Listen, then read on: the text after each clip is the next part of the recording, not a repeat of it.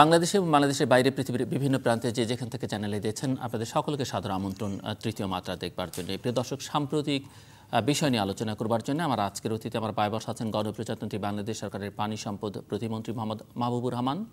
আমার ডানে রয়েছেন বাংলাদেশ জাতীয়তাবাদী দল বিএনপি দলীয় সাবেক সংসদ সদস্য আলী নওয়াজ মাহমুদ খোয়াম।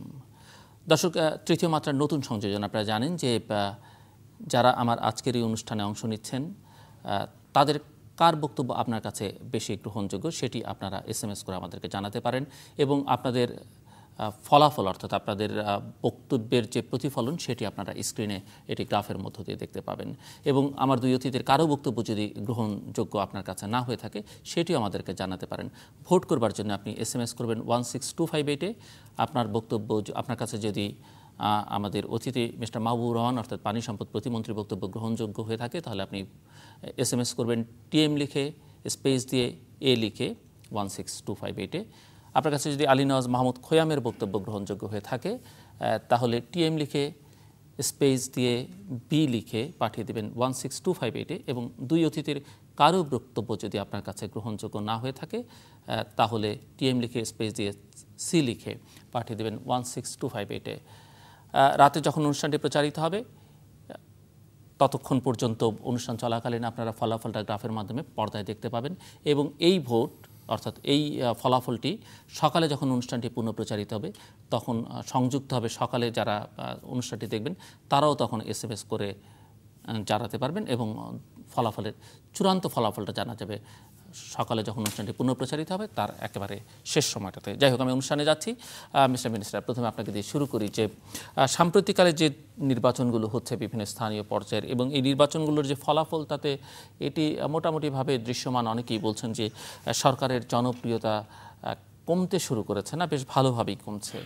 তো আপনাদের রিয়ালাইজেশন, আপনি কি মনে করেন যে সরকারের জনপ্রিয়তা কমছে বা আওয়ামী লীগের জনপ্রিয়তা, মহাজোটের বা 14 দলের জনপ্রিয়তা কমছে? কেউ কেউ তো বলছেন একদম তলানিতে এসে ঠেকেছে। আপনাদের রিয়ালাইজেশন কি বা আপনাদের মূল্যায়ন কি? সকালকে ধন্যবাদ এবং সালাম জানিয়ে আমি যে কথাটা বলতে চাই সেটা হলো যে আপনারা সাম্প্রতিক নির্বাচন বলতে আমি মনে করছি সেটা হলো যে 4টা সিটি কর্পোরেশনকে আপনি মেনশন করেছেন, যদিও হয়তো আপনার কথা এটা আসেনি শাব্দিকভাবে, সেন্সটা এইভাবেই ছিল।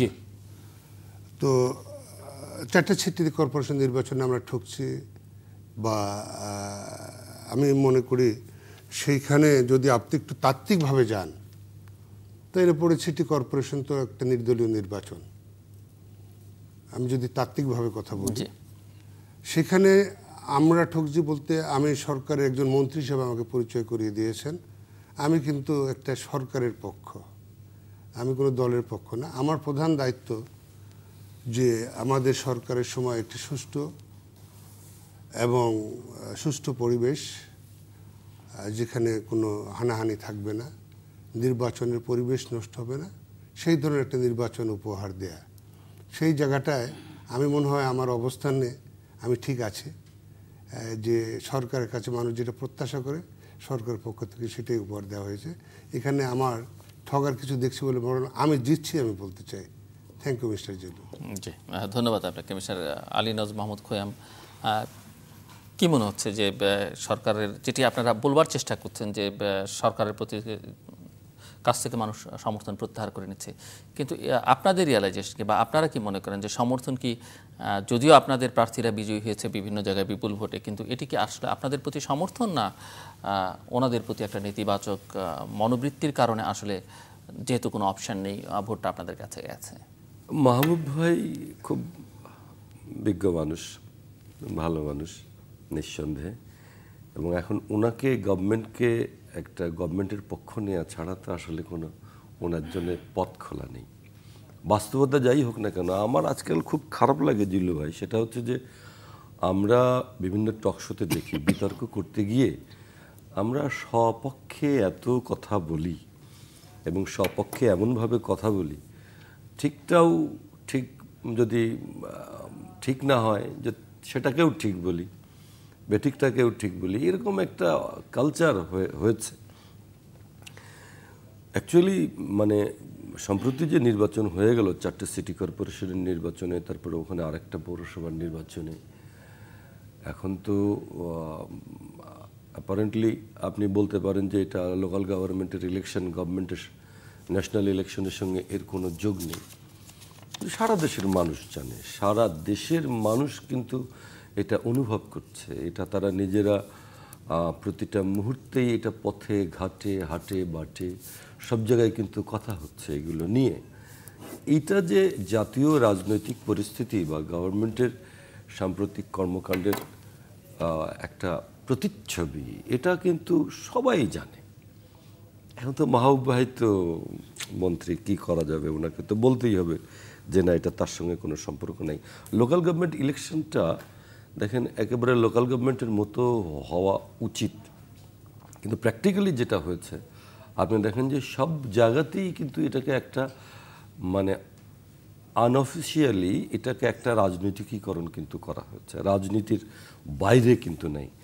যেমন যেমন ধরেন আপনি এই যে সেটি কে করলো, আমি বলছি একটি কথা যথাযথ বলেছেন যে লোকাল গভর্নমেন্টের ইলেকশনে আসলে লোকাল ইস্যুগুলোকে আমরা কিন্তু দেখিনি, জাতীয় ইস্যুটা রাজনৈতিকীকরণ, কিন্তু সেটি কে করলো? সরকার করলো, সরকারি দল না বিরোধী দল করলো? আমরা তো সবাইকে দেখছি মাঠে। আমি সেটা বলছি যে এখন যেমন ধরেন যে এই যে সম্প্রতি গাজীপুরের নির্বাচনে আমাদের জাহাঙ্গীর নামে যে প্রার্থী ছিলেন, ওনাকে যেভাবে উইথড্র করানো হয়েছে বা প্রার্থীপদ থেকে প্রত্যাহার করানো হয়েছে, টেলিভিশনে কিন্তু উনি খুব স্পষ্টই বলেছেন যে প্রধানমন্ত্রীর অনুরোধেই প্রধানমন্ত্রীকে উনি মায়ের মতো সম্মান করেন, কেঁদে টেঁদে উনি কিন্তু বলছেন যে উনি সেইভাবে এটা করলেন। মূল কথা হচ্ছে যে একটা গভর্নমেন্ট যখন ক্ষমতায় থাকে, সেই গভর্নমেন্টের উচিত হয় হলো যে সমস্ত জনমনে একটা স্বস্তি দেওয়া, জনমনে শান্তি দেওয়া, জনমনে একটা মানে একটা কমফোর্ট যাতে মানুষ বোধ করে, সেই জায়গাটা তৈরি করা। এবং সেটা করতে গিয়ে বিভিন্ন প্রাতিষ্ঠানিক যে চরিত্র সেটাকেও ঠিক রাখা, প্রাতিষ্ঠানিক যে তার রূপ সেটাকেও ঠিক রাখা, এই দায়িত্বটা কিন্তু গভর্নমেন্টেরই বেশি। তো সেই ক্ষেত্রে যখন এটাকে কোনো না কোনোভাবে একটা দলীয় একটা আবরণ দেওয়ার চেষ্টা করা হচ্ছে গভর্নমেন্টের দিক থেকে, কিন্তু এটাকে মানে একটা ইনিশিয়েটিভ কিন্তু গভর্নমেন্টকেই কিন্তু নিতে দেখা গেছে বেশি। পরে ন্যাচারালি যা হয় বাংলাদেশে সব নির্বাচনগুলোতে অন্য অন্য দলগুলো কিন্তু এখানে চলে আসে। প্রধানত গভর্নমেন্টের এখানে দায়িত্ব বেশি যে লোকাল গভর্নমেন্টের যে ফর্মে নির্বাচনটা হওয়া উচিত সেই ফর্মেই এটা হোক। তো সেই ক্ষেত্রে এটা হয়নি। যা হোক, মূল কথা হচ্ছে যে এই লোকাল গভর্নমেন্টের ইলেকশনটাকে আপনি একটা একেবারে খুব রূঢ় একটা বাস্তবতার জায়গা থেকে দেখতে পারেন যে এটা গভর্নমেন্টের সামগ্রিক কর্মকাণ্ডের একটা প্রতিচ্ছবি। এবং সেজন্যে আমি আশা করি দেখবেন, এটা আমার যতদূর ধারণা এ পর্যন্ত আমার কাছে আরেকটা কথা যত খবর আছে, দর্শকদেরও জানা উচিত যে আপনারা দুজনেই কিন্তু লোকাল গভর্নমেন্টের ইলেকশন সম্পর্কে বেশ এক্সপার্ট, নিজেদের অভিজ্ঞতাই আছে। আমি পৌরসভার মেয়র ছিলাম দীর্ঘ সময়। না, আমি লোকাল গভর্নমেন্ট ছিলাম না। লোকাল গভর্নমেন্ট ছিলেন আপনি? না, আমি প্রায় 3 টার্ম রাজবাড়ী পৌরসভার চেয়ারম্যান। না, আমি কখনোই লোকাল গভর্নমেন্টে ছিলাম না। বাট ইলেকশন তো ডিল করেছেন অনেক। ইলেকশন তো মানে সবসময় ডিল করি, সেটা পলিটিক্স করি যখন। না, আমি নিজে কোনো না কোনো প্রার্থীর সমর্থক তো ছিলামই। যাই হোক, কাজ করেছেন। হ্যাঁ, তো সুতরাং এইটার একটা প্রতিচ্ছবি কিন্তু হয়েছে। এটা মাহবুব ভাই আমার মনে হয় স্বীকার করাই ভালো যে আসলে সামগ্রিক যে পরিস্থিতি, সমস্ত দিক থেকে যে সরকারের ব্যর্থতা, সমগ্র দিক থেকে সরকার যে জনমনে একটা অস্বস্তি পরিস্থিতি তৈরি করেছে, এই 4টে সিটি কর্পোরেশনের নির্বাচনের ফলাফল এটা কিন্তু। এবং আপনি দেখবেন যে যেটি উনি দাবি করছেন বা বলছেন যে যেটি নিয়ে সবচাইতে বেশি বড় প্রশ্ন আপনাদের, যেটি নিয়ে আপনারা মাঠ গরম করবার চেষ্টা করছেন, আন্দোলন করছেন, যে আপনাদের এক দফা দাবি যেটি যে এটি নির্দলীয় নিরপেক্ষ সরকার অধীনে নির্বাচন করে। ওনারা বলছেন যে ওনাদের বিজয় হয়েছে, ওনারা প্রমাণ করতে পেরেছেন যে ওনারা ভালো নির্বাচন করতে পারেন এবং ওনাদের অধীনে নির্বাচন হয়। এখন মাহবুব ভাই যেটা বললেন সে ব্যাপারটা কিন্তু একটা জাতীয় রাজনীতিতে এটাই কিন্তু এখন একটা প্রধান আলোচনার বিষয়। 4টে সিটি কর্পোরেশনের নির্বাচন করে হয়তো আপনি বলতে পারেন। আপনার কাছে আমার একটা প্রশ্ন আছে, আমি শেষ করি। না, সেই আপনার প্রশ্নটা আপনার কাছে, যে আপনি তো মানে প্রকান্তরে বলতে চাইছেন যে আলটিমেটলি স্থানীয় সরকার আর স্থানীয় সরকার থাকেনি, সেখানে পলিটিসাইজ হয়ে গেছে এবং এটা একটা রাজনৈতিক নির্বাচন হয়ে গেছে, এটাই তো নাকি? এবং সেই জন্য আমাদের রাজনীতিটা পরাজয় হয়েছে, এই তো কথা। বাস্তবতা কিন্তু এরকম। আমি তো আপনার কথাটা রিসিভ করে ফেলছি। আপনি শেষ করে দেন, আমি ওনার কাছে যাই। তাইতে হলোই জি, আপনি মেনে নিলে তো হয়ে গেল। না, আমি আপনার কথাটা রিসিভ করেছি, না ঠিক আছে, যে আপনি যেটা বলতে চেয়েছেন। দেখেন, আমি এখন জাতীয় রাজনীতিতে যে শুনেই আসুন ওনারটা, আমার মনে হয়। হ্যাঁ, শুনে প্লিজ। যে খোয়েম ভাই, আপনাকে আমি ধন্যবাদ জানাই। আপনার কথাই আমি আসি। এখানে পক্ষ হলো তিনটা। একটা হলো দুইটা রাজনৈতিক দল, আর একটা পক্ষ হলো সরকার। আমাদের সরকারের দায়িত্বটা কি? আপনি একসময় সরকারে ছিলেন, সরকারি দলের এমপি ছিলেন, আমিও সরকারি দলে, বা সরকারি দলের মানে আমার দল গভর্নমেন্ট ফর্ম করছে এবং আমি প্রজাতন্ত্রের একজন প্রতিমন্ত্রী হিসেবে দায়িত্ব পালন করছি। আমার প্রধান দায়িত্ব কি?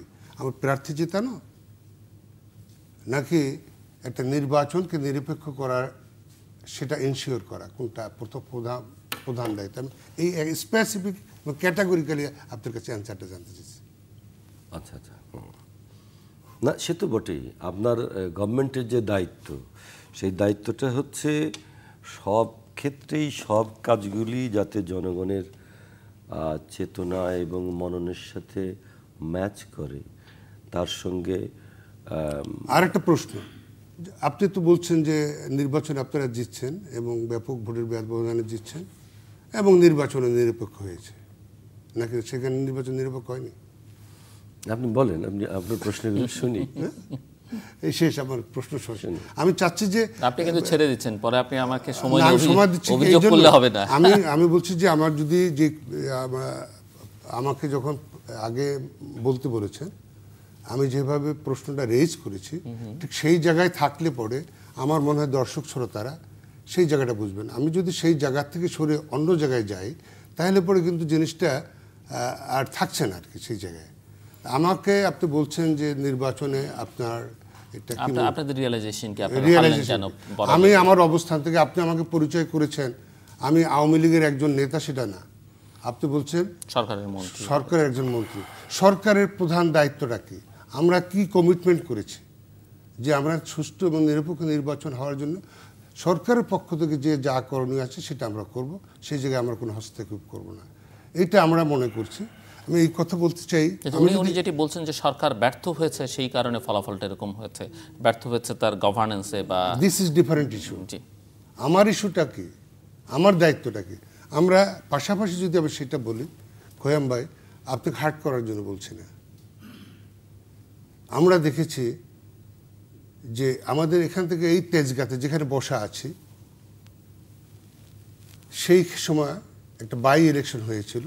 আমি দর্শক শ্রোতার বিবেকের কাছে প্রশ্ন রেখে বলতে চাই, সেই বাই ইলেকশন, এই তেজগাঁতে বাই ইলেকশন হয়েছিল এবং মোসাদ্দেক আলী ফারুক সাহেব সেই নির্বাচনে প্রার্থী ছিলেন।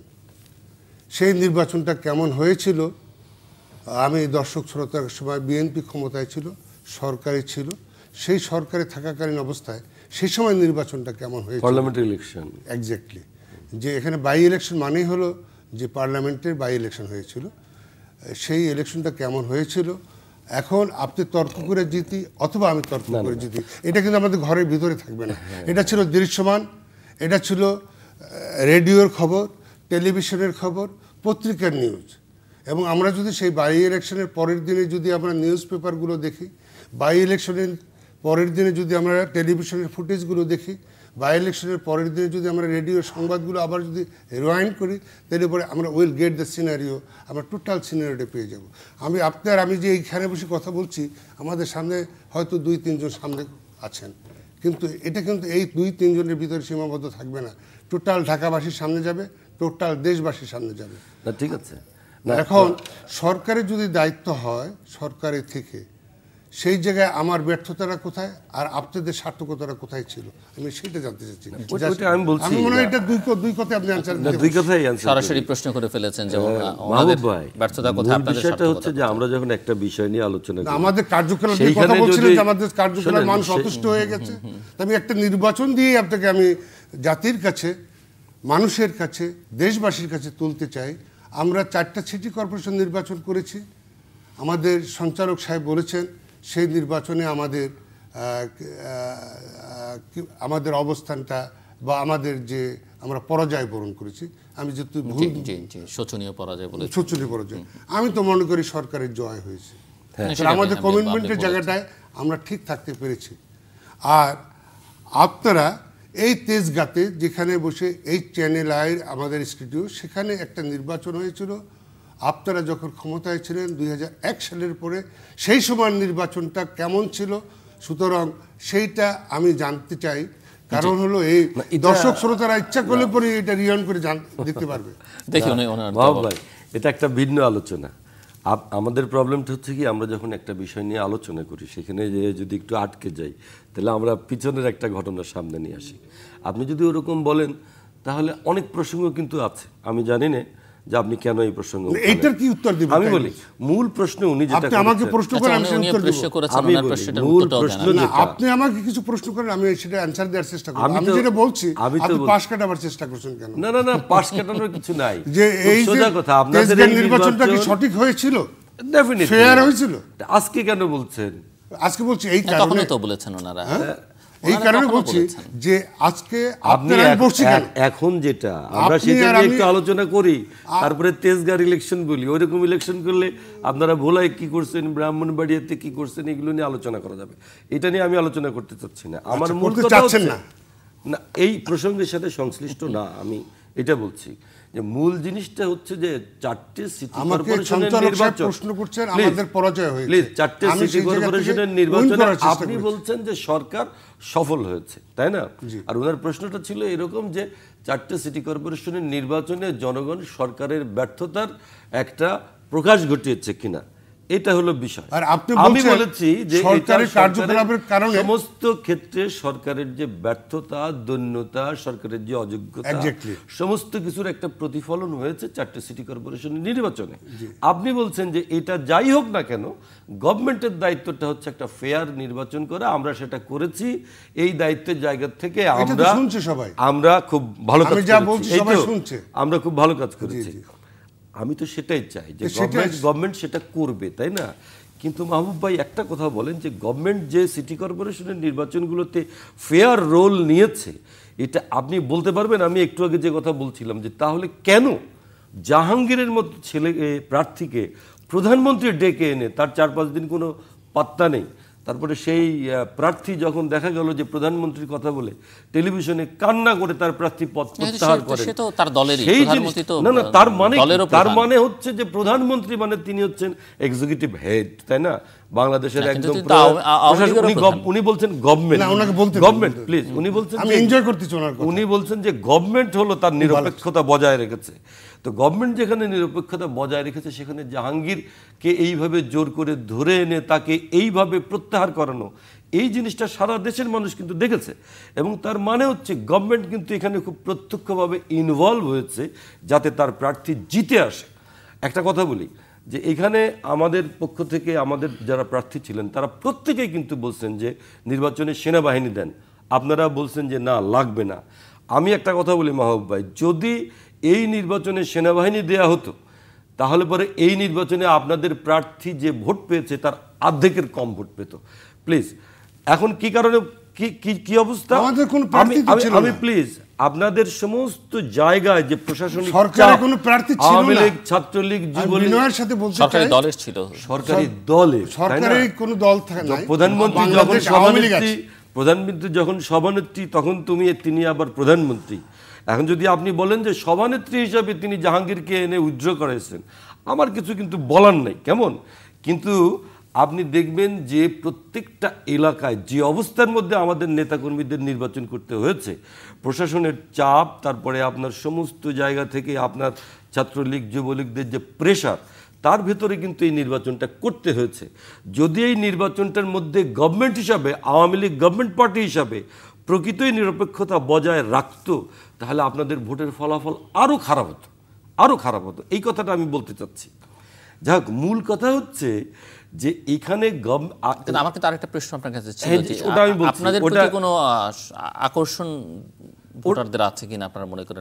ওটা আমি সমর্থন বা আমাদের ভালোবাসা প্রতি আকর্ষণ আছে কি নাই, সেটা 4টে সিটি কর্পোরেশনের নির্বাচন, তারপরে এই না আমি আমার কথাটা হচ্ছে যে এটি হচ্ছে নেগেটিভ ভোটে আপনারা জিতেছেন মনে করছেন না আপনারা? না পজিটিভ নেগেটিভ ভোটের বিষয় তো না আপনারা, এটা হলো মানে এক ধরনের ওই কথা। মূল কথা হচ্ছে যে গোটা দেশের মানুষ যে এখন 18 দলীয় ঐক্য জোটের পক্ষে বা আমাদের দেশনেত্রী বেগম খালেদা জিয়ার পক্ষে অবস্থান নিয়েছে অলরেডি, এই সমস্ত আপনাদের এই সমস্ত নৈরাজ্যকর পরিস্থিতির কারণে এটা কিন্তু প্রমাণিত হয়েছে। এখন আপনি এটা নানা রকম ব্যাখ্যা দিতে পারেন যে নেগেটিভ ভোট, অমুক ভোট, তমুক ভোট, কিন্তু প্র্যাকটিক্যাল জিনিসটা হচ্ছে জনগণ এখন পুরো মাত্রাই কিন্তু চাচ্ছে, এই গভর্নমেন্টকে চাচ্ছে না, এই যে নো করে দিয়েছে এটা 4টে সিটি কর্পোরেশনের নির্বাচনে। এখন আপনি যেটা বলছেন যে এইখানে জিল্লু ভাই যে প্রশ্নটা উঠলো যে এইটা দিয়ে আপনি এখন বলতে চাচ্ছেন যে 4টে সিটি কর্পোরেশন নির্বাচন তো আপনারা জিতলেন, অতএব আমরা ফেয়ার। যেহেতু আপনারা জিতলেন অতএব গভর্নমেন্ট এটা ফেয়ার ইলেকশন কন্ডাক্ট করেছে, সুতরাং পার্লামেন্টের নির্বাচন কেন হবে না? বাংলাদেশে এখন প্রধান এবং একেবারে এখন আসেনি তো, সেটাই এসছে, সেটা এখনো যাইনি, আমি সেখানে সেখানে তো যাইনি, তবে ওই প্রশ্নে যাবো আমরা। বলেন। কিন্তু মাহবুব ভাই বেকারে বলে বলে যে আমরা আওয়ামী লীগ না, আমরা গভর্নমেন্ট। আপনার সরকার, আমার সরকার, সকলের সরকার। আমি মনে করি, আমি এখনো বলি আমার জায়গাটা আমি সঠিক আছি। আমি বলছি এই কারণে, আমি যেহেতু প্রজাতন্ত্রের একজন মন্ত্রী, আমি শপথ নিয়েছি এই কথা বলে যে আমি আবেগ অনুরাগের বশবর্তী হয়ে কোনো কাজ করব না, আমি দলীয় দৃষ্টিভঙ্গি থেকে কোনো কাজ করব না, আমি এই দেশে আইন অনুযায়ী যা করা দরকার সেইভাবে আমি কাজ করব। এখন আপনি আমাকে এটা এইভাবেই তো আমার গভর্নমেন্ট শপথ নিয়েছে, এবং আপনি বলছেন আমি কিন্তু মানে বেশি কথা জড়াতে চাই না, আমি যে কথাটা বলছি তারপরে আপনি যে কথা বলছেন সেটা হলো, আপনি বলেন আর না বলেন, বাস্তবতা হলো এই যে আপনার ইনডাইরেক্টলি যে কনসেপ্ট সেটা হলো যে এই নির্বাচন ফেয়ার হয়েছে এবং এখানে এটা পলিটিসাইজ হয়েছে, পলিটিক্যাল ইলেকশন হয়েছে, এটা কোনো দলনিরপেক্ষ নির্বাচন হয়নি। এটা দলনিরপেক্ষ নির্বাচন আপনারা রাখতে পারেন নাই, সেই পরিবেশটা কিন্তু থাকেনি, গভর্নমেন্ট কিন্তু সেটা রাখতে পারেনি, এই দায়িত্বটাও কিন্তু গভর্নমেন্টের ছিল। আচ্ছা ঠিক আছে, তাই না, যে লোকাল গভর্নমেন্টের নির্বাচনটাকে আপনার কথাটা মেনেই কথা বলছি, এটা রাজনৈতিক আবরণের মধ্যে না, এই দায়িত্বটা কিন্তু গভর্নমেন্টের ছিল। আচ্ছা ধরে নিলাম আপনার কথাটা সঠিক আছে, তাই না? আচ্ছা ধরে নিলাম আপনার কথাটা সঠিক আছে, ওই জায়গাটাই থাকছে। যখনই ধরেন কোন নির্বাচনে তোফায়েল আহমেদ সাহেব যাবেন, বলতে দিবেন না? ছবি বাইর করবো, হ্যাঁ আমার ছবি আছে, আপনি যখন সরকারে ছিলেন কি অবস্থা করছিলেন, আপনি সময় কম পেয়েছেন, এই যে আপনার ছবি আছে এখানে, যে কি করছিলেন দর্শক শ্রোতাকে দেখাই দেওয়া, এই যে দর্শক শ্রোতাকে দেখাচ্ছি অনেকদিন আগের তৃতীয় মাত্রার একটি ছবি, যে আমি একজন নিরীহ মানুষ বসা ছিলাম বিরোধী দলের এমপি হিসেবে, আপনি যে মানে রৌদ্রমূর্তিতে আমাকে ধরছেন, তাতে এই আমি দর্শক শ্রোতাকে দেখাতে চাই এই ছবিটা। এটা আমাদের খুব ভালো লাগলো, যা আমাদের আনন্দ যে আপনি সেই ছবি এখনো রেখেছেন, এটা অনেক ধন্যবাদ। আসলে আমি যে কথা বলতে চাই, তারপর যদি আপনি যদি বলতে চান যে এটা আসলে দলনিরপেক্ষ নির্বাচন থাকেনি, এটা পলিটিক্যাল নির্বাচন হয়েছে, যার যার দল তার পক্ষে কাজ করেছে, সেই নির্বাচনে আপনার বক্তব্য অনুযায়ী আমরা ঠকেছি, যে নানানবিধ কারণে সরকারের অনেক কীর্তির জন্য আমরা ঠকেছি, ঠিক আছে মেনে নিলাম ঠকেছি, এবং ঠগার পরে আমরা কিন্তু এইটা করিনি যে লালবাগে হানিফ সাহেব নির্বাচন করেছিলেন সিটি কর্পোরেশনের প্রথম নির্বাচন, আবার চলে গেলেন পিছনে, আপনি কেন পিছনে, আপনার সাথে বসছি কেন, আপনি একজন প্রাক্তন পার্লামেন্ট মেম্বার সেই জন্য বসছে আপনি। মাননীয় মন্ত্রী, আপনি প্রাক্তন না কিন্তু তাহলে আমি একটু উত্তর দিই। আপনি যদি অতীতের প্রসঙ্গে না যেতে চান তাহলে তো বলতেই হবে যে তাহলে নেগেটিভ ভোটে আপনারা জিতেছেন, কারণ মানুষ তো মূল্যায়ন করবে আপনাদের অতীত, ওনাদের অতীত, আপনাদের বর্তমান, ওনাদের বর্তমান, সবকিছু মিলিয়ে মানুষ মূল্যায়ন করবে। কারণ এখন তো আমাকে কোনো কথা বলতে দিবেন না খোয়েম ভাই, এইটা তো হয় না। আমি ওইটা দেখেন, আমি সরকারের একজন মন্ত্রী, যেমন আমাকে প্রশ্ন করলেন, আমি সরকারের একজন মন্ত্রী, আপনি তারপরও কথা বলতে দিচ্ছেন না। আপনি এখনো দাপট সেই আগের মতোই রাখছেন। মাহবুব ভাই, আপনি যেমন আমাকে প্রশ্ন করলেন, আমি আপনাকে আমি কথাটাই বলতে দিলেন। সিটি কর্পোরেশনের নির্বাচনে যে আওয়ামী লীগের পরাজয়, এটা আওয়ামী লীগের সরকার, এই সরকারের দৈন্যতা, দুর্নীতি, অযোগ্যতা, এটা বলছেন তার ফল কিনা আপনি বলেন? আপনি বলছেন নাকি অন্য কিছু? আমি যে কথা বলতে চাই নাকি অন্য কিছু? আমি যে কথাটা বলতে চাচ্ছি সেটা আপনি আমাকে বাধাগ্রস্ত করছেন। আজকে জিল্লু ভাই পুরো আপনার পক্ষে। জি না বলুন। আচ্ছা জিল্লু ভাই, দর্শকরা বিচার করবে আমি কার পক্ষে। আমি যে কথাটা বলতে চাই সেটা হলো এই, দেখেন 4টা সিটি কর্পোরেশন নির্বাচন হয়েছে। 4টা সিটি কর্পোরেশন নির্বাচনের পরে কোনো ভায়োলেন্স নাই, নির্বাচনকালীন সময় কোনো ভায়োলেন্স নাই। কিন্তু ঢাকায় প্রথম সিটি কর্পোরেশন নির্বাচন হলো আপনাদের সরকারের সময়, এবং মেয়র হানিফ সাহেব সেই নির্বাচনে জিতেছে। জেতার পরে তারপরে লালবাগে কি হলো, 6টা লোককে গুলি করে মারা হলো। কারা মারলো? দর্শক শ্রোতা সেই বিচারটা করবে। আমি সেই কথাটা বলে আপনাকে হার্ট করতে চাই না। কারা মরল তাও আপনি পত্রিকা পাতা উল্টালে পরে সেই নিউজটা আপনি দেখতে পাবেন। আপনাকে আমি হার্ট করতে চাই না, কারণ আপনি আমার প্রিয় ব্যক্তি। না না ভাই, আপনি আমার প্রিয় ব্যক্তি, এখানে বসে আপনাকে কোনো হার্ট করবো না। এখন যে কথাটা বললাম, তারপরে যদি বলতে চান যে আপনাদের সরকারের সময় আপনার আইন শৃঙ্খলা রক্ষা করতে পারলেন না, ঢাকা সিটি কর্পোরেশন নির্বাচনে জেতার পরে আমাদের কোনো নেতাকর্মী রাস্তায় নামতে পারলো না এবং প্রকাশ্যে গুলি করে আমাদের লোককে মারলেন। আর আমরা 4টা সিটি কর্পোরেশন নির্বাচন করলাম, সেখানে নির্বাচনের আগে কোনো ভায়োলেন্স হলো না, নির্বাচনকালীন কোনো ভায়োলেন্স হলো না, নির্বাচনের পরবর্তীকালীন কোনো ভায়োলেন্স হলো না। আমি ঢাকা সিটি দিয়ে আমি কিন্তু হনুমান দেখাবার জন্য আপনাকে লঙ্কা নিয়ে যাইনি। আপনাকে এই ঢাকা দিয়ে উদাহরণ দিচ্ছি। মিরপুরে বাই ইলেকশন হয়েছে, কি হয়েছিল তাও আপনাদের মনে আছে। আমি ঢাকা সিটির কথা বলছি। সুতরাং আমি যে কথাটা বলতে চাই, সরকারের দৈন্যতা, দরকারের ব্যর্থতা। এখন এই ব্যর্থতা, 2টা সরকার কি কম্প্যারিজন করবে মানুষের আগামী নির্বাচনে? আপনার রাজনীতিটা শুরু বাম রাজনীতি থেকে। সেখানে হেগেলের একটা থিওরি আছে। হেগেল বলছিলেন, সেই থিওরিটি হলো ডায়ালেকটিক্যাল থিওরি, যে থিসিস, অ্যান্টিথিসিস, তারপরে সিনথিসিস আসবে। আপনি 4টা সিটি কর্পোরেশন নির্বাচনে জিতেছেন, ভালো, আমরা আপনাকে সাধুবাদ জানাই। আপনাকে জনগণ ভোট দিয়েছে, আপনি নির্বাচিত হয়েছেন, ওয়েলকাম। তারপরে দেখছেন সিটি কর্পোরেশনের মেয়ররা এবং বিজয়ী প্রার্থী এবং বিজিত প্রার্থী তারা পরস্পরের সাথে কীভাবে সৌহার্দ্য বজায় রেখেছে। আর এই একটা দিয়ে আমি মনে করি যে সরকার ব্যর্থ নাকি সরকার ব্যর্থ, সরকার জায়গা থেকে সরকার সাকসেসফুল। সুতরাং আমার মনে হয় যে এই প্রসঙ্গটা আমরা, আর আপনি আরেকটা প্রসঙ্গ তুলেছেন, সেটা হলো এই, আপনি একটু আগ বাড়াইয়ে আমাকে কথাটা বলছেন, সেটা হলো যে জাহাঙ্গীর সাহেবের কথা বলছেন। জাহাঙ্গীর সাহেবকে দিয়ে তাকে উদ্যোগ করানো হয়েছে। আমি সেই জায়গায় আমি একটু আপনাকে আলোকপাত করতে চাই। খোদ প্রাইম মিনিস্টার। আচ্ছা, আপনি বলছেন শুনছি, কিন্তু এবং দর্শকরা শুনছে, আমাকে মনে করা আমার দরকার। খোদ প্রাইম মিনিস্টার। আমি একদম আমার ডাল হেডেড মানুষ, আমি ঠিক আছে, কিন্তু আপনার কথাটা মনে রাখার মতো। আপনার বিনয় আমাকে মুগ্ধ করে, ঠিক আছে, কিন্তু কথা হচ্ছে যে আপনি এটা একটু বলেন। খোদ প্রধানমন্ত্রী নিজে এটা করেছেন। আপনি 3বার বলেন, 4বার, 5বার বললেন, সরকারের প্রধান একটা শব্দ 5বার বললেন। দেখেন তাহলে পরে আর আমরা সামনে যাব কিভাবে? জি না, বলেন। এই সামনে যেতে দেন।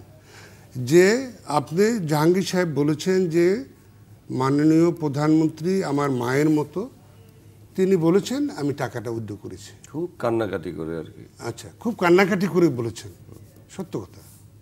সেটা আপনিও দেখছেন, এই দেশে। কিন্তু সেটা নির্বাচনের সাথে সম্পর্কটা কি? সেটা হলো আপনার কথাই আমি বলতে চাই। তো ভাই ফুটবল খেলা নিয়ে হয় না, আমি শেষ করতে চাই। বা কাবাডি খেলা শেষ নিয়ে করে হয় দিন, না। আমি আসছি আপনার কাছে। এটা তো নির্বাচন নিয়েই শেষ করে দিন। আমি কিন্তু ছবিটা আবার বের করব যে আপনি বলেন একটা নির্বাচনের আগে, আমি আপনার কথাটা আমি স্বীকার করছি, যে সময় উনি ডেকেছেন যে ম্যাডাম খালেদা জিয়া যখন প্রধানমন্ত্রী ছিলেন তখন তিনি বিএনপির চেয়ারপারসন ছিলেন, এটা বাস্তবতা এবং সত্য।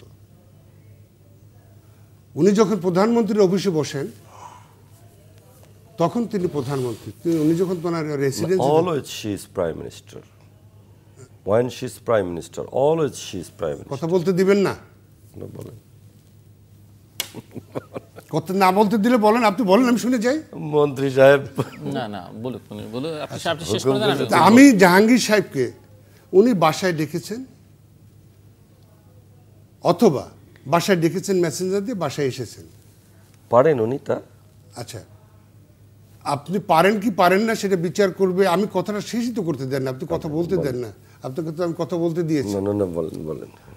এ দিয়ে মানুষ বিচার করবে আসলে আপনারা কতটুকু ইন্টারাক্ট করেন, কতটুকু কনস্ট্রাকটিভ। আচ্ছা বলেন। আমি তো আপনাকে সম্মান করি। না ভাই, মা ভাই প্লিজ আপনি বলেন। আপনাকে আমি সম্মান করি। আমি বলছি জাহাঙ্গীর সাহেবকে ডেকেছেন, উনি ওনাকে অনুশাসন দিয়েছে, তোমরা যেহেতু একই সংগঠন করো, অথবা যে কথা বলেছেন ওনাকে কনভিন্স করেছেন, এবং সে কনভিন্স হয়ে বলছেন সে আমার মায়ের মতো, এবং তার কথা অনুযায়ী আমি টাকাটা উদ্যোগ করলাম। সেখানে একটা দেশের রাজনৈতিক কালচারে, এখানে একটু ইন্টারাপ্ট করি, কারণ সবাইকে কিন্তু সবসময় কনভিন্স করা যায় না। নারায়ণগঞ্জে কিন্তু আইভিকেও প্রধানমন্ত্রী ডেকেছিলেন, তাকে কিন্তু কনভিন্স করতে পারেন নাই। সো এটি মাথায় রাখতে হবে। আমি সেটাই বলছি। এটা জিলু ভাই, নারায়ণগঞ্জে আইভিকে তো চাপ প্রয়োগ করে বা বল প্রয়োগ করে তা আইভিকেও করা হয়নি, করা যায়নি। প্রশ্ন যে দেশের প্রধানমন্ত্রী বা সরকার এটা করতে পারেন কিনা লোকাল গভর্নমেন্টের ইলেকশন। আচ্ছা, আপনি যেটা, আমি সেটা জনগণের কাছে ছেড়ে দেন। 2 মিনিটে শেষ করে আমি আপনার বক্তব্যটা বলেছেন, আমারটা আমি জনগণের কাছে ছেড়ে দিচ্ছি। যে উনি আওয়ামী লীগের সভানেত্রী, দুইজন যেহেতু আওয়ামী লীগের পোর্টফোলিও হোল্ড করে, উনি ডেকেছেন তুমি দুইজন নির্বাচন করো না, একজন নির্বাচন করো। উইদিন দ্য পলিটিক্স পার্টির একটা ডিসিপ্লিন আনার জন্যে, কর্মীরা যাতে বিভ্রান্ত না হয় এবং সমর্থকরা যাতে বিভ্রান্ত না হয়, সেই জায়গায় এক করবার একটা চেষ্টা করেছেন। এই যেটা আমার জিল্লুর ভাই যেটা বললেন, আমি সেই জায়গাটায় যেতে চেয়েছিলাম। নারায়ণগঞ্জে করেছিলেন চেষ্টা, প্রার্থী শোনে নেই, প্রার্থী নির্বাচন করেছেন এবং সেই প্রার্থী নির্বাচনে জিতেছেন। সেখানে কিন্তু আপনার আর সেটা নিয়ে আর কথা হয়নি। গাজীপুরে একাধিক প্রার্থী হয়েছে, সেই জায়গায় একাধিক প্রার্থীর জায়গায় সেই জায়গায় অ্যাড্রেস করেছেন। সেটা কতটুকু বিধিসম্মত না, উনি কিন্তু আওয়ামী লীগের সভানেত্রী হিসেবে এই দায়িত্বটা পালন করছেন দলের ডিসিপ্লিন আনার জন্য। আমরা একটু সেই জায়গাটায় উনি কাজ করেছেন। সেই জায়গায় কিন্তু তিনি পুলিশ পাঠান নাই, সেই জায়গায় নির্বাচনে ভোট কাটাকাটি হয়নি, নির্বাচন হয়নি। জাহাঙ্গীর সাহেব এখন আবার আওয়ামী লীগে আমাদের অ্যাডভোকেট আজমত সাহেবের সাথে সে প্রকাশ্যভাবে দৃশ্যমানভাবে নির্বাচন করছে। আমরা একটু মূল বিতর্কে যাই। এই নির্বাচন কিন্তু এই আলোচনা করতে করতে কিন্তু টাইম ঘড়ির কাঁটা তার থেমে থাকছে না। নারায়ণগঞ্জের ঘটনা, আইভির উপরে যে প্রেশার এবং এখানকার জাহাঙ্গীরের উপর প্রেশার, আমার কথা হচ্ছে লোকাল গভর্নমেন্ট তার যে কনসেপ্ট, লোকাল গভর্নমেন্টের কনসেপ্টে লোকাল গভর্নমেন্ট স্থানীয় সরকার হিসেবে সেটা তার স্বকীয়তা নিয়ে তার মতো করে সেটা চলবে। সেখানে গভর্নমেন্টের যে ইন্টারফারেন্স সেটা প্রমাণ করে পলিটিক্যাল নির্বাচন হয়ে যায়, গভর্নমেন্ট এটাকে পলিটিক্যাল এক জায়গায় নিয়ে আসলো। কিন্তু ওইটা পলিটিক্যাল হয়ে যায়। এই দায়কার স্থানীয় বিএনপি নেতৃবৃন্দ তো গেছেন, সিনিয়র নেতৃবৃন্দ সবাই ন্যাচারালি গভর্নমেন্ট যখন এটা যাবে, তাই না, গভর্নমেন্ট যখন এটা যাবে, গভর্নমেন্টের পুরো মেশিনারি যখন কাজ করবে, তখন ন্যাচারালি অপোজিশন তার বসে থাকবে না। আমার কথা হচ্ছে এখানে মূল দায়িত্বটা গভর্নমেন্টের তো ছিল। পুরো মেশিনারি কাজ করেছে বলতে মানে মন্ত্রীরা তো যাননি, কারণ ওনারা এন্টাইটেল ছিলেন না, মন্ত্রীরা যায় নাই, কিন্তু আমরা তো আমাদেরকে দেখছেন কোন সিটি কর্পোরেশন নির্বাচনে? না, যেতে পারেন না, তাই আপনাদের তো বাধ্যবাধকতা আছে, কিন্তু আপনি বলেন আপনাদের কোন সিনিয়র নেতা যান নাই? আমার কথা সেখানে না মাহবুব ভাই, আমার কথা হচ্ছে একজন প্রার্থীকে আরেকজন প্রার্থী সমর্থন করতে পারে। প্লিজ, আমার কথা হচ্ছে যে গভর্নমেন্টের একটা দায়িত্ব থাকে একটা প্রতিষ্ঠানের, তার যে স্বকীয়তা, শেষ কথা হলো এই নির্বাচন নিরপেক্ষ হয়েছে, সুষ্ঠু হয়েছে, আপনারা জিতেছেন নির্বাচনে ভোটে, এবং আমরা আপনাদের বিজয়কে ওয়েলকাম করেছি। নির্বাচনের পরে কোনো ভায়োলেন্স হয়নি, সরকারের পক্ষ থেকে সেটাকে ট্যাকেল করেছি। আপনি বলছেন দৈন্যতার কারণে আমাদের ব্যর্থতার কারণে, আমি চেষ্টা করেছি যে আমাদের কোনো ব্যর্থতা ছিল না, দ্যাটস অল। এই ভোটের ডিফারেন্সটা এত হলো, ভোটের মাঠে তো আপনি তো ভোট করার লোক, আপনি জানেন তো মাহবুব ভাই, ভোটের ডিফারেন্সটা যখন অনেক হয়ে যায় না, তখন আর যারা হেরে যায় তাদের ভায়োলেন্স করার ক্ষমতা থাকে না। ভায়োলেন্স করার ক্ষমতা থাকলে আওয়ামী লীগ ছেড়ে দিতে মনে করেন। আচ্ছা ঠিক আছে, আপনি যেভাবে বলছেন বলে খলনায়কের মতো আপনি বলেন। নায়ক খলনায়ক দর্শকরা বিচার করবে। প্রশ্ন হচ্ছে যে কথাটি আপনি বলছিলেন যে তত্ত্বাবধায়ক সরকারের ইস্যু, সরকারের দাবি হচ্ছে যে এটি এস্টাবলিশ তারা করতে পারছেন, যে তারা এই 4টি সিটি কর্পোরেশনে এর ইতিপূর্বেই 5,000-এর অধিক নির্বাচন তাদের এই সরকারের আমলে হয়েছে, এবং সেখানে কোথাও আপনারা জিতেছেন, কোথাও ওনারা জিতেছেন, এবং তেমন কোনো কন্ট্রোভার্সি 2-1টি ব্যতিক্রম বাদ দিয়ে হয়নি। সো দ্যাট ওনারা নির্বাচনে কোনো ধরনের ইন্টারফারেন্স করেন না।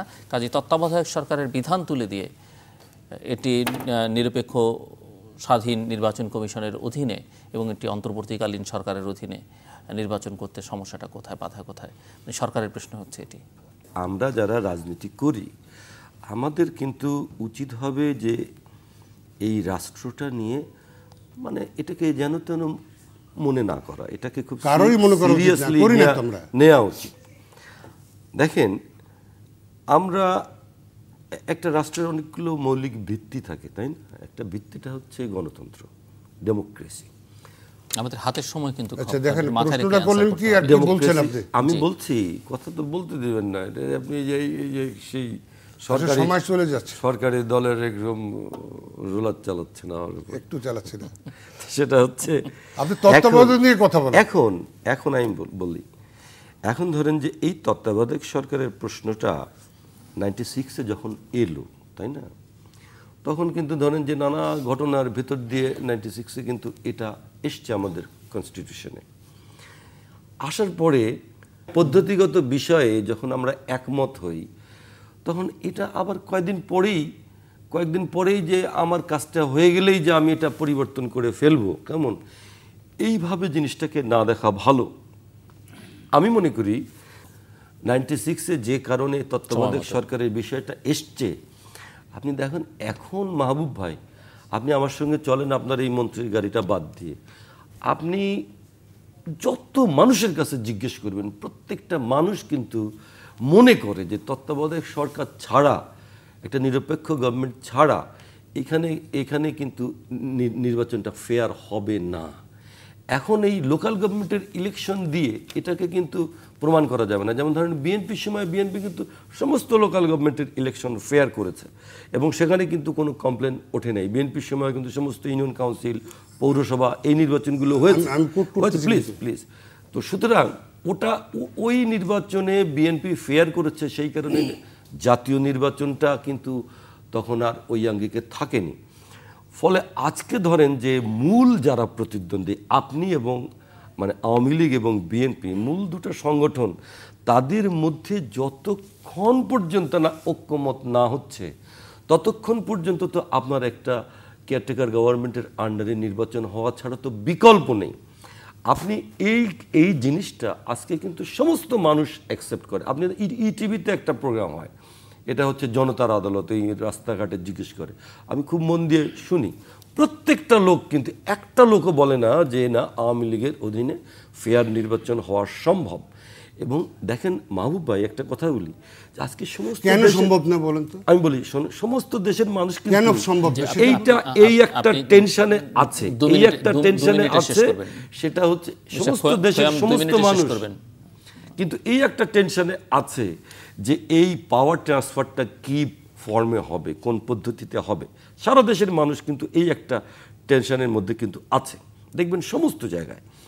আমার কথা হচ্ছে যে নির্বাচন ফেয়ার হওয়া সম্ভব না এই কারণে যেহেতু আপনি এই আগামী সংসদ মানে এখানে হয়েছে কি যে এই আগামী সংসদ নির্বাচনে আওয়ামী লীগ যদি ক্ষমতায় যেতে না পারে, আওয়ামী লীগ মনে করে যে আমরা হেরে গেলাম। এই যে হেরে যাওয়া মেনে না নেওয়ার একটা কালচার, সংস্কৃতি, এটা এমনভাবে হয়েছে আমাদের মধ্যে যে এটাকে আমরা মেনে নিতে পারি না, এবং ক্ষমতায় একবার গেলে মনে করি যেন টিকেই থাকি, বসেই থাকি, আর কোনোদিনে আমাকে যেতে হবে না। এই যে একটা সাইকোলজি, এই যে একটা মানে কালচার আমাদের মধ্যে তৈরি হচ্ছে, এই কারণে কিন্তু দেখবেন যে এইখানে সমস্ত জায়গায় আপনারা এই যে ডিসি, এসপি, নির্বাচন কমিশন, এটা ওটা যে সেট আপ করছেন, মানুষ তো অন্ধ না, মানুষ কিন্তু দেখে, সব কিছু দেখেই কিন্তু মানুষ বুঝছে যে এটা নির্বাচন ফেয়ার হওয়া সম্ভব না। আরেকটা জিনিস হচ্ছে যে এই যাবৎকাল আর বিরোধী রাজনৈতিক দলগুলোর উপরে যে দমন পীড়ন চললো, যে দমন পীড়ন চললো, এটার থেকে কিন্তু কেউ মনে করে না যে আপনি সহজভাবে ক্ষমতাটা হস্তান্তর করবেন, যার কারণেই কিন্তু প্রশ্ন এসছে যে তত্ত্বাবধায়ক সরকারটা দরকার। আমার শেষ কথা হচ্ছে যে যেহেতু একটা পদ্ধতি আপনারা নিয়ে এসছেন, আপনারা কিন্তু এই দাবিটা উত্থাপন করেছেন, ছেলে খেলা না যে আজকেই বলবেন যে আমার কাজটা হয়ে গেল অতএব এটা প্রত্যাহার করা, এটা কিন্তু ঠিক হবে না। এবং সকল রাজনৈতিক দলের সহাবস্থানটা থাকে, সুস্থ থাকে দেশের রাজনৈতিক পরিবেশ পরিস্থিতি, এভাবেই আমাদের কাজটা করা উচিত। আচ্ছা খোয়াম সাহেব, অনেক ধন্যবাদ। খোয়াম ভাই, আপনাকে সুন্দর কথা বলছেন, অনেক মানে নিজেকে আত্মপক্ষ সমর্থন অথবা আপনার কথাকে এস্টাবলিশ করার জন্য প্রথমে বলতে চাই, এখানে দর্শক শ্রোতাদের সাক্ষী রেখে আমার পটুয়াখালী জেলার উনি বলছেন স্থানীয় সরকার ওনাদের সময় সব সুষ্ঠু হয়েছে। আমি আগামী নির্বাচনে আমার পটুয়াখালী জেলায় আমাকে যদি দল মনোনয়ন দেয়, আমি একটা ভোটও চাই না। পটুয়াখালী সদরে পৌরসভা নির্বাচন হয়েছে, সকাল 10টার পরে আর কোনো লোকের ভোট সেন্টারে যেতে হয়নি। মেজর হাফিজ সাহেবের ইলেকশন তো ভোলাতে কিন্তু তাই। আমি বলেছেন ভোলা ব্রাহ্মণবাড়িয়ার কথা বলেছেন আপনি আগে। জি, আমি শেষ করতে পারিনি, কিন্তু আপনি কিন্তু অনেক সময় নিয়েছেন। আসলে আমি বিনয়ের সাথে বলতে চাই, আপনি কথা বলেছেন, আমাকে বলতে দেন। আপনি বলছেন যে সুস্থ। আবার আমার উপজেলায় পৌরসভা নির্বাচন হয়েছে, সকাল 10টার পরে একটা লোক আর ভোট সেন্টারে যাওয়া লাগেনি, সমস্ত লোক বের করে দিয়েছে এবং তারা মানে ওনাদের অধীনে নির্বাচন চাচ্ছেন না, ওনারা চাচ্ছেন নিরপেক্ষ। আমি যে কথা উনি যে কথা বলছেন সেই কথা বলছি, ওনাদের সময় সমস্ত স্থানীয় সরকার সুষ্ঠু হয়েছে, এই কথাটা উনি বলছেন, সেইটার মানে বলছি আমাদের সময় আমরা সমস্ত স্থানীয় সরকার এবং বাই ইলেকশন সুষ্ঠু করেছি। ওনাদের সময় ওনারা স্থানীয় সরকার নির্বাচন সুষ্ঠু করেননি, এমনকি বাই ইলেকশন সুষ্ঠু করেননি, তা আমি তেজগা দিয়ে বলেছি। এই ভোলারটা বলেন একটু। হ্যাঁ, ভোলারটা বলেন। ভোলার কোনটা? ওই যে মেজর হাফিজের শাওন যেখানে এমপি হলো, শাওন যেটা। হ্যাঁ, আমি তো ওখানে ছিলাম। জি, বেলা 12টার মধ্যে ভোট শেষ, মেজর হাফিজের বাড়ি হাসপাতাল হয়ে গেল। আপনার আওয়ামী লীগের লোকজন এমন পেটালো, বুঝছেন না, মনে মেজর হাফিজ সাহেবের ওই তো হসপিটাল, উনার তো মাঠেই নামতে পারলেন। আচ্ছা, আমি নিজে আমাকে কথা বলতে দিবেন না আপনি? না, বলেন। এইগুলো বলে আপনি বলেন যে আমরা কিভাবে একটা শান্তিপূর্ণ নির্বাচন অনুষ্ঠান করব। আপনি একজন মন্ত্রী, আপনার কাছে আমার অনুরোধ। কি মানে আলোচনায় বসছি বলেন তো দেখি। উনি বলুক আমরা কিভাবে শান্তিপূর্ণভাবে নির্বাচনটা করতে পারি, একটু মন নরম করে বলেন। আসলে ওনাদের একটা কথা বলতে চাই, আসলে ওনাদের চরিত্রের কোনো পরিবর্তন হবে না। এই যে পরিবর্তন হবে না এই কারণে, আমি একটু আগে যে ছবিটা দেখেছি না, চরিত্রের পরিবর্তন হবে না এই জন্যই বলছি যে আপনি আমাকে কথা বলতে দিচ্ছেন না, ইউ আর ডিস্টার্বিং মি। এটা কিন্তু সঠিক না। আপনাকে আমি কথা বলছেন যে উনি যে স্পেসিফিক প্রশ্ন করছে সেই প্রশ্নের উত্তর না দিয়ে নানান পেঁচাল পেরেছেন। আমি উদাহরণ দিলাম যে আমি একটা ভোটও চাইনি। আমার সকাল 10টার মধ্যে যদি কলাপাড়াতে আমার উপজেলা নিজস্ব উপজেলায় যদি পৌরসভা ভোট, এবং আমি আমার কলাপাড়া পৌরসভা এই সরকারের সময় পৌরসভা নির্বাচন হয়েছে, এবং সেই নির্বাচন নিয়ে যদি একটা লোকও কথা বলতে পারে তাহলেও আমি ভোট চাই না। আমি আমার নির্বাচনী এলাকায় এই সরকারের সময় পৌরসভা নির্বাচন হয়েছে, সেইখানে যদি কোনো ইন্টারাপশন আমার থাকে অথবা যদি কোনো নিরপেক্ষ নির্বাচন না হয়ে থাকে, আমার এলাকাবাসীর উদ্দেশ্যে আমি বলতে চাই, আগামী নির্বাচনে যদি আমি প্রার্থী হই তাহলে পরে আমাকে আপনারা ভোট দিয়েন না। ঠিক আছে, কিন্তু স্থানীয় নির্বাচন, উনি বলছেন যে স্থানীয় নির্বাচন এক নয়, যে আমরা সুষ্ঠু করি নাই, ওনারা সুষ্ঠু করেছেন। না, তা বলি নেই আমি। আমি সেই কথা বলছি। দ্বিতীয় জিনিস হলো এই, উনি বলছেন যে সমস্ত নির্বাচন, ওনার কথায় আমি আসতেছি, ওনার কথায় আমি সায় দিয়ে কথা বলতে চাই, তারপর উনি কথা বলতে চান। সংক্ষেপে 1-1.5 মিনিট। ওনারা তত্ত্বাবধায়ক সরকারে বিশ্বাস করেন না, ওইটা শুধু রাজনৈতিক ইস্যু বানাবার জন্যে ওনারা কথা বলছেন। আমি এক কথায় যদি বলি, যদি বিশ্বাস করতে তত্ত্বাবধায়ক এবং নিরপেক্ষ নির্বাচন, তাহলে এটা একটা ইনস্টিটিউশন হিসেবে ডেভেলপ করতো। যদি বিশ্বাস করতেন তাহলে পরে ইয়াজউদ্দিনকে ওনার তত্ত্বাবধায়ক সরকারের প্রধান বানাতেন না। ওনারা যদি তত্ত্বাবধায়ক নিরপেক্ষ সরকারে যদি বিশ্বাস করতেন তাহলে আবার KM হাসানকে তত্ত্বাবধায়ক সরকার প্রধান হবার জন্যে 2 বছর বয়স ওনারা বাড়াতেন না। মুখে বলেছেন তত্ত্বাবধায়ক সরকার, কাজ করতে চেয়েছেন নিজের পক্ষের লোক এখানে বসাবার। ওনারা যদি তত্ত্বাবধায়ক সরকার নিরপেক্ষ নির্বাচনে বিশ্বাস করতেন তাহলে আজিজ সাহেবকে প্রধান নির্বাচন কমিশনার বানিয়ে 1,30,00,000 ভুয়া ভোট দিয়ে ওনারা নির্বাচন করতে চাইতেন না। সেই পরিপ্রেক্ষিতে উদ্ভূত পরিস্থিতি থেকে রক্ষা করবার জন্যে উভয় দলের সিদ্ধান্তক্রমে আমাদের তৎকালীন বিএনপির সেক্রেটারি জেনারেল মান্নান ভূঁইয়া সাহেব এবং আওয়ামী লীগের সেক্রেটারি জেনারেল আব্দুল জলিল সাহেব সংলাপে বসলেন। আমি অনেস্টলি বলছি, তারপরেও পত্রপত্রিকা আমি সেই সময়টা আমি খুলে দেখতে বলছি দর্শক শ্রোতাকে, আমি তাদের কাছে বিচার দিচ্ছি, আমি একজন নিরীহ মানুষ।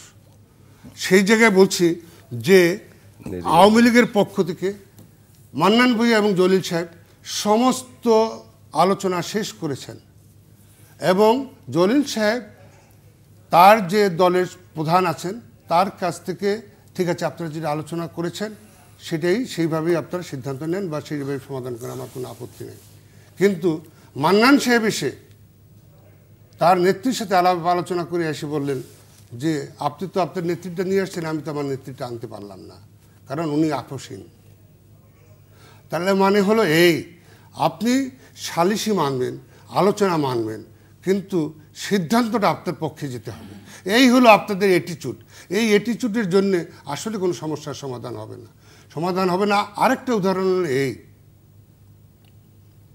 আপনার 3 তারিখে, আমি কিন্তু আপনার কথা বুঝতে পারলাম। আচ্ছা, বুঝতে আপনি পারবেন, কোনোদিনই পারবেন না যদি আপনার পছন্দ না হয়। আমি একটু বললাম না একটু আগে, আমার কথা যদি আপনার পছন্দ না হয় আপনি বুঝতে পারবেন না, এইটাই না বোঝার একটা ভান করবেন।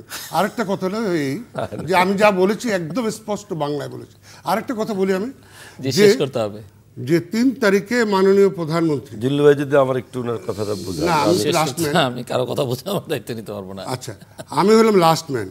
আরেকটা কথা বলতে চাই, মাননীয় প্রধানমন্ত্রী ম্যাডাম খালেদা জিয়াকে আহ্বান করলেন বিরোধী দলকে যে আসুন আমরা আলোচনা করে নির্বাচনকালীন সরকার কীভাবে হবে শর্তহীনভাবে আমরা বসি এবং একটা সমাধান করি। ম্যাডাম খালেদা জিয়া 4 তারিখে হেফাজতের মিটিং সামনে রেখে 4 তারিখে উনি আবার শাপলা চত্বরে মাননীয় প্রধানমন্ত্রী, আওয়ামী লীগের সভানেত্রী তাকে আলটিমেটাম দিলেন 48 ঘন্টার মধ্যে তত্ত্বাবধায়ক সরকারের দাবি মেনে নিন, কোনো আলোচনা লাগবে না। এক, দ্বিতীয় জিনিস, যদি মানে না নেন তাহলে পরে পালাবার পথ পাবেন না। কিন্তু আমরা পালাই যাইনি, আছি, এই টেলিভিশনেও এখন বসে আছি, পালাই যাইনি। 4টা নির্বাচনে ঠকছি, জনগণ ভোট দেয়নি, মেনে নিয়েছি, তারপর পালাই যাইনি। শেষ করি আমি। এখন যে কথাটা দাঁড়ায়, আমার বলতে দিবেন না, আপনি অনেক বলছেন, এখন যে কথাটা বলতে চাই, সরকারি দলের প্রিভিলেজটা দিচ্ছেন। আমি শেষ কথাটা বলি এইভাবে যে ভাই, আপনি আক্রমণ করেছেন যে আমি যে কথা বলি যে এই নির্বাচন, এই যে আমাদের এখন যে সংবিধানটা আছে, আমাকে আপনি এক কথায় শেষ করে দিন। আপনি এক কথায় বলেন যে এই তত্ত্বাবধায়ক সরকার আমরা চাচ্ছি, আপনি কেন দিবেন না? আমি দেব না এই কারণে, এটা সংবিধানে ছিল, আপনি কেন এটা বাতিল, আপনি বিশ্বাস করেন না সেই জন্য দেবেন। আপনি বিশ্বাস করেন না, আপনি তত্ত্বাবধায়ক সরকারকে বিতর্কিত করেছেন, আপনি আমার মনের খবর জানেন।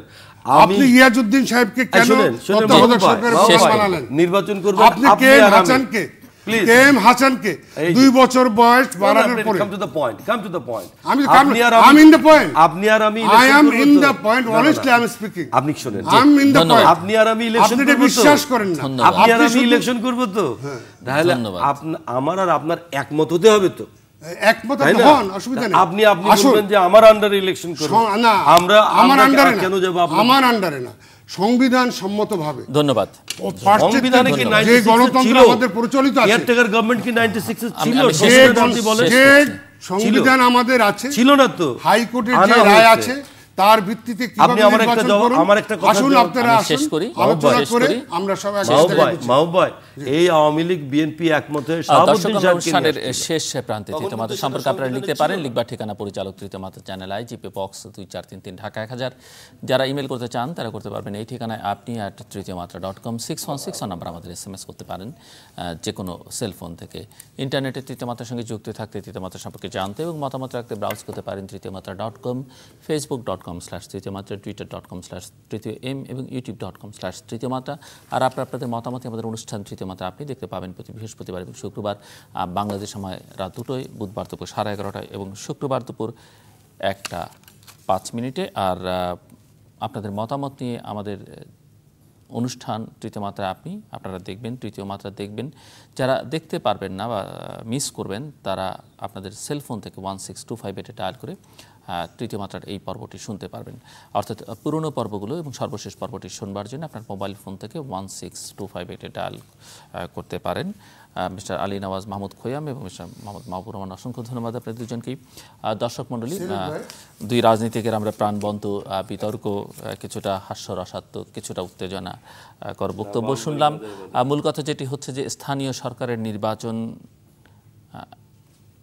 রাজনীতিকরণ করা হয়েছে বলে অভিযোগ তুলেছেন আলী নওয়াজ মাহমুদ খোয়াম। অন্যদিকে মিস্টার মাহবুব রহমান মন্ত্রী তিনি বলছেন যে এতে সরকারের বিজয় হচ্ছে এবং বর্তমান সরকারের অধীনে যে এটি সুষ্ঠু নিরপেক্ষ নির্বাচন হওয়া সম্ভব সেটি তারা প্রমাণ করতে পেরেছেন। যদিও স্থানীয় সরকারকে নির্বাচন যাই হোক না কেন, স্থানীয় সরকারকে কোনো শক্তিশালী ইনস্ট্রুমেন্ট হিসেবে বাংলাদেশের কোনো সরকারই কিন্তু এখন পর্যন্ত বিবেচনা করেনি এবং রাজনীতিকরণ করবার দায়টা সরকারের যদি থাকে সেটি বিরোধী দলেরও, কারণ সবাই জাতীয়ভাবেই দেখবার চেষ্টা করেছেন এই নির্বাচনকে, নির্বাচনী ফলাফলকে বা নির্বাচনী প্রতিদ্বন্দ্বিতাকে, এবং যে কারণে আমরা দেখেছি যে এই নির্বাচনে আসলে স্থানীয় ইস্যুগুলোকে আর কেউই কোনো পক্ষই প্রাধান্য দেননি। যারা জিতেছেন তারাও না, যারা হেরেছেন তারাও না।